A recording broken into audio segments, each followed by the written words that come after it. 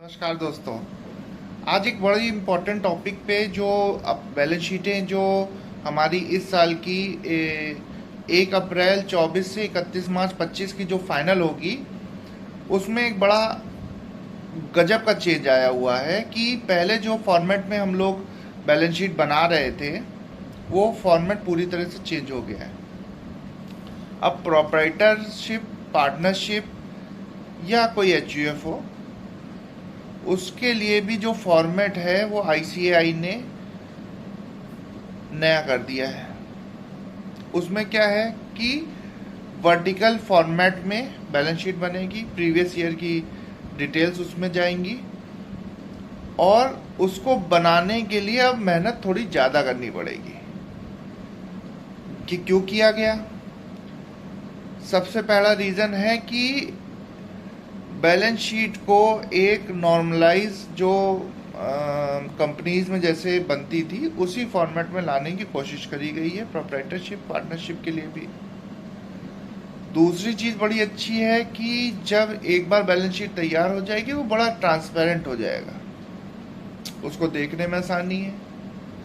तो हम लोग काम करेंगे तो उसमें भी बड़ी आसानी रहेगी, चीज़ें थोड़ी सी आसान हो जाएंगी देखने के लिए। कोई भी चीज़ें छुपी नहीं रहेंगी, पूरा खुल जाएगा बैलेंस शीट।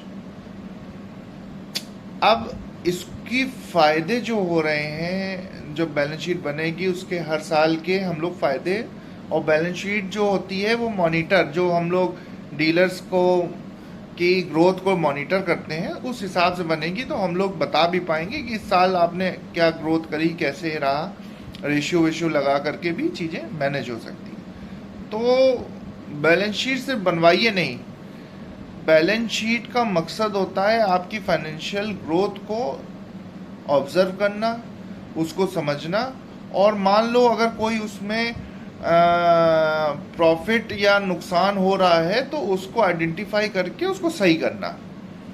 क्योंकि अगर आपने 4 साल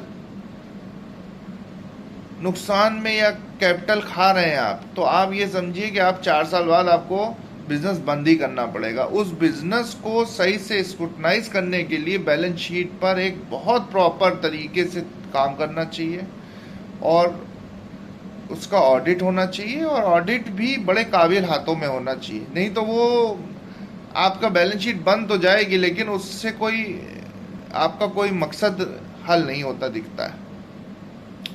तो मैं तो यही कहूँगा कि इस बार बैलेंस शीटें जो हैं जल्दी से जल्दी तैयार करवाइए और आगे काम बढ़ाइए। अगर ये वीडियो अच्छा लगा हो तो लाइक एंड सब्सक्राइब करिए। धन्यवाद।